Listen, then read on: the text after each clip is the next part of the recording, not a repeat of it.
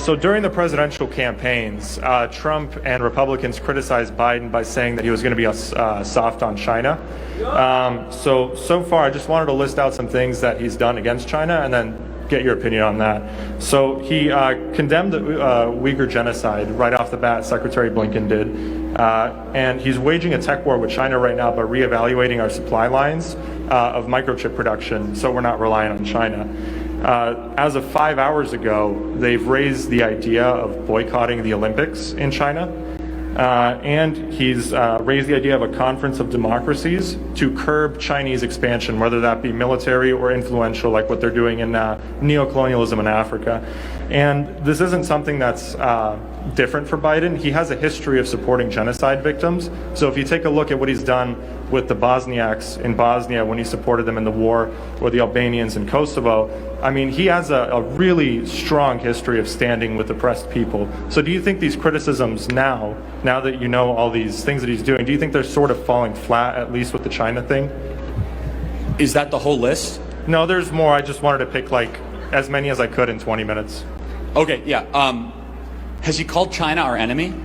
Yeah. Well, I mean, I think it's implied. No, he hasn't. He said it's rival.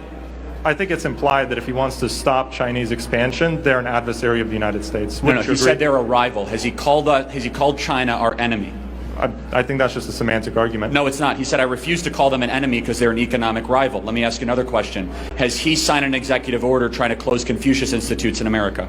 The Confucius Institutes is an ongoing debate right now, so we'll have to No, it's a very simple debate. They're military institutions on college campuses, and Joe Biden supports them in America. Let me ask you another question. Does he support tariffs on imported Chinese goods, yes or no? He supports a tech war. Tariffs? No, tariffs. Answer the question.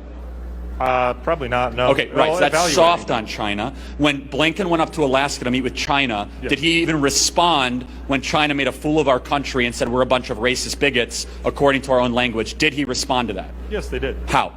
Well, they replied to it. By admitting it and basically saying to China, you know what, you're right, we have a lot of problems to correct. But we always correct them. For example, the civil rights. I mean, look how far we came from the Civil War. Are you comparing what's happening right now to Jim Crow, the 1960s? No, I'm saying we have a dark history, but we've come far from it. I agree with that. So let me just ask another couple questions, because has Joe Biden supported military movements in the South China Sea or stood with the people of Taiwan as the Chinese Communist Party has threatened Taiwan to obliterate them off the face of the earth? No, they haven't. Yes, no, they haven't. No, so Taiwan has been singled out for destruction, and Joe Biden has done nothing to stand with the people of Taiwan. Let me ask you another question. Let me ask you a question. Has Joe Biden explained the now revealed emails that show that he's probably a 10% holder in a Chinese Communist Party company, thanks to Tony Bobulinski? Has Joe Biden explained that? If they want to go to court for that, they can. No. I'm asking has Joe Biden explained that he's probably a minority partner in a Chinese Communist Party He doesn't have to explain it until he's formally accused of it in a court of law. I think unsubstantiated claims shouldn't be entertained. No, it's substantiated. It's a laptop that was owned by his son. Well, why don't they take it to court?